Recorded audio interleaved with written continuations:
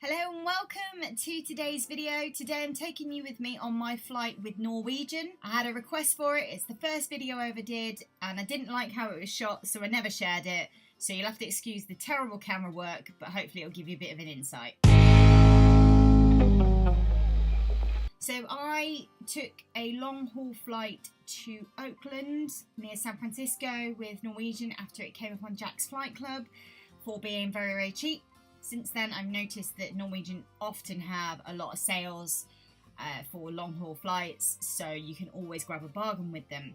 So this was my experience, and having a long background in travel, I've travelled since I was a little girl. My dad was an aircraft engineer, so I do know planes very, very well.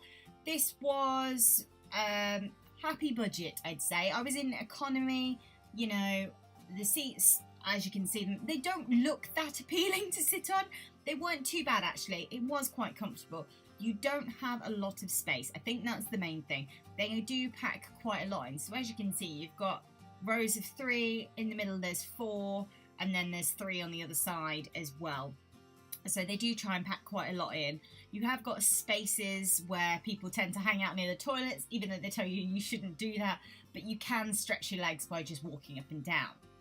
Now, normally me and Nick can kind of get into our seats quite quickly, but because of the lack of space and trying to get all the stuff in for a long haul flight with you, so you're not having to keep getting out, it was quite a time consuming process.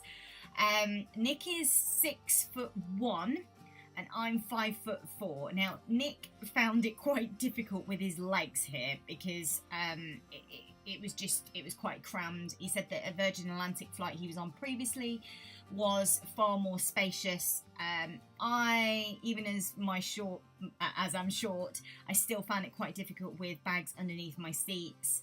It wasn't the most comfortable to start with. It took me quite a while to get myself in where I'd feel slightly comfortable, and obviously when I had somebody sat next to me, it made it a little bit more difficult. So it wasn't the most comfortable position, and I did find myself fidgeting quite a lot while I was sat there.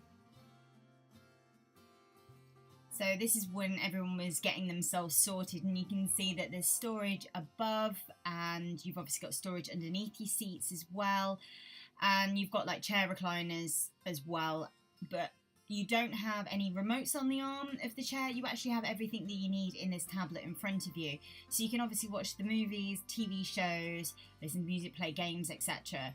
But you can also do all of your food ordering from the tablet as well, which is fantastic. And you can call staff, etc. as well. So everything is done via that, which is great.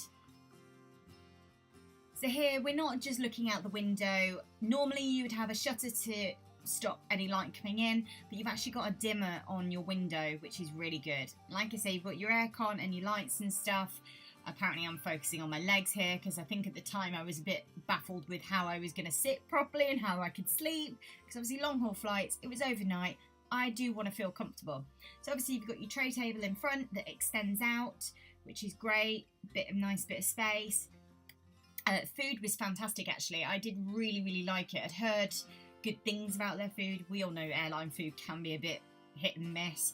This was actually one of the, I think this was our lunchtime or our snack or something. I'm sorry I didn't get any footage of our dinners or anything like that. As I say, this was the first one I was doing, and hopefully my next videos will be so much better and so well filmed in comparison. But as I say, you can do everything on this screen. You can charge your phone. We bought drinks and stuff and you just use your card, so you've not got any of that messing around trying to pay, lean over people to try and pay. It's all done for you.